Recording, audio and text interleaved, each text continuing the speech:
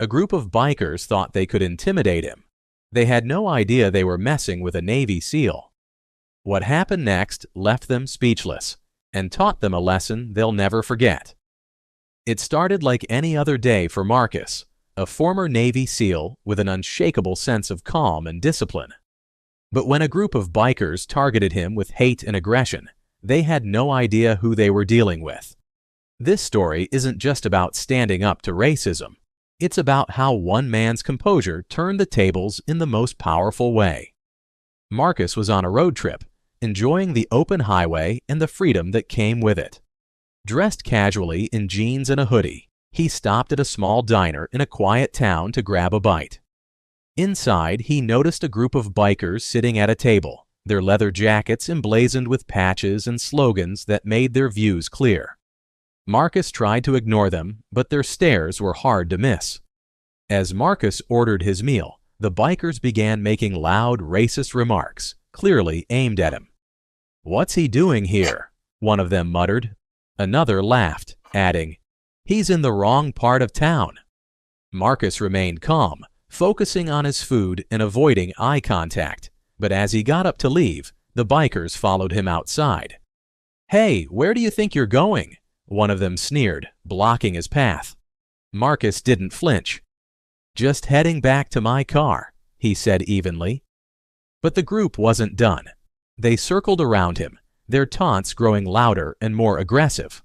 One of them shoved him, saying, "You think you're better than us?" What the bikers didn't know was that Marcus wasn't just an ordinary man. He was a decorated Navy SEAL, trained to handle situations far more dangerous than this. Marcus took a deep breath, his years of training kicking in. He knew that reacting with anger would only escalate the situation. Instead, he spoke with a calm but firm tone. "Do you really want to do this?" he asked, locking eyes with the man who had shoved him. The bikers laughed, mistaking his calmness for weakness. One of them reached for Marcus's shoulder, but before he could make contact, Marcus stepped back and firmly said, "Stop." His voice carried authority, and for a split second the bikers hesitated. But one of them, a younger guy with a buzz cut and a chip on his shoulder, decided he wasn't done. Maybe it was pride, or maybe he just wanted to show off in front of his buddies. Either way, he lunged at Marcus, his fists clenched and his face twisted in anger. Marcus didn't hesitate. He didn't need to. In one smooth, fluid motion, he sidestepped the attack, grabbed the man's wrist, and twisted just enough to force him off balance.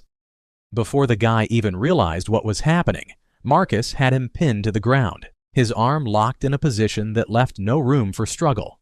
It wasn't flashy or dramatic, just quick, efficient, and precise, the kind of move that came from years of training and experience.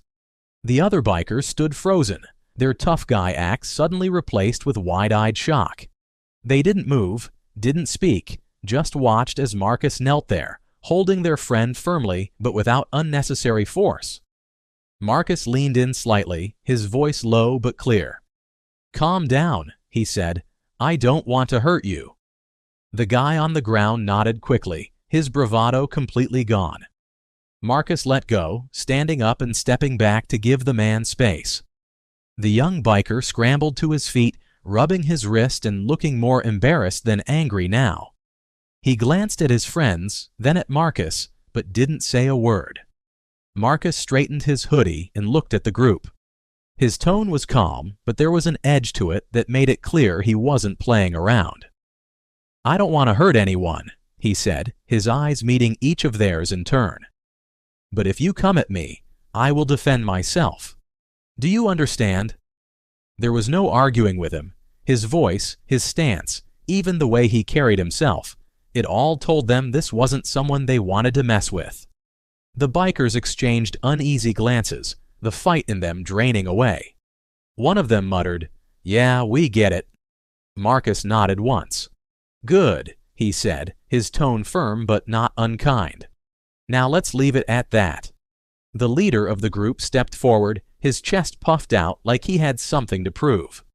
But there was a flicker of uncertainty in his eyes, a tiny crack in his bravado.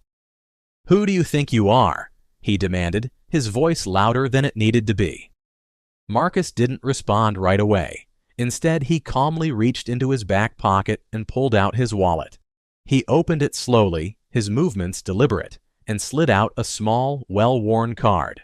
Without a word, he held it out to the man. The leader snatched it, his smirk fading as he read the words printed on the card. United States Navy SEALs. His eyes widened, and his fingers tightened around the edges of the card. "You're a SEAL?" he stammered, the words coming out unevenly, as if they were hard to say. Marcus gave a single nod, his expression calm but unyielding. "That's right, and I've seen worse than whatever you're trying to do here." The leader's face turned pale. The weight of the situation hit him like a brick, and the false confidence he had worn so easily just moments ago began to crumble. Marcus stepped a little closer, his voice steady but firm. "Let me tell you something," he said, locking eyes with the man. "This hate you're carrying, it's not strength, it's weakness, and if you let it, it'll eat you alive. You think it makes you tough, but it doesn't. It'll drag you down until there's nothing left of you but anger and regret." The words cut deeper than any insult could. The leader didn't say a word. His gaze dropped to the ground, his shoulders slumping slightly as the fight drained out of him.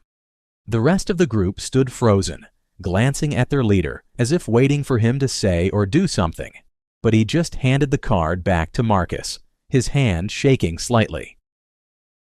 I didn't know," he mumbled, his tone barely audible. By now, a small crowd had gathered outside the diner, people who had heard the commotion and stepped out to see what was happening. The silence hung heavy in the air for a moment, and then, almost out of nowhere, a few people started clapping. The applause grew, filling the space with a wave of support. Marcus didn't react to it. He wasn't looking for recognition. His focus was still on the bikers, who were now visibly uncomfortable under the weight of both the crowd's judgment and their own shame. "Look," one of them muttered, breaking the silence. "We're sorry, all right?" He glanced at Marcus, then at the ground, his face flushed with embarrassment. Marcus gave a small nod, his expression softening just a bit. "Good," he said simply. "Now go. And think about what I said."